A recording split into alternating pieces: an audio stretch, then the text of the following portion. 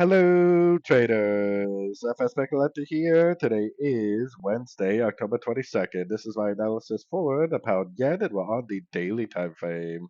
So on the daily time frame, we are bouncing off to 50%. We made a nice engulfing move to the upside. Based on structure, the trend is definitely up because of the higher lows. So the market flow and the trend is up based on structure on the daily time frame and weekly time frame.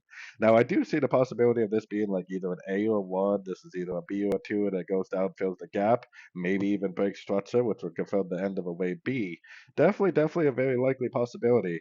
All I'm saying is that because of the fib bounce, because of the engulfing up, and because of the structure, the trend is definitely still up.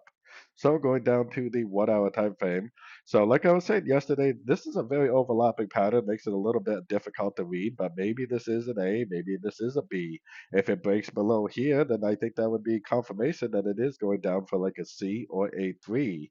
And if it breaks that daily time frame structure, that would pretty much confirm that the wave B on the daily is complete.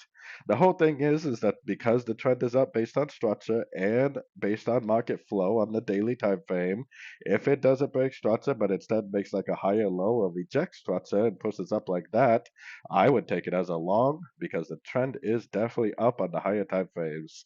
And no matter what our Elliott wave count is, the market is the only one that is going to be correct. So, anyways, don't forget to check out my website linked over here in the corner. And as always, thank you for watching and happy trading.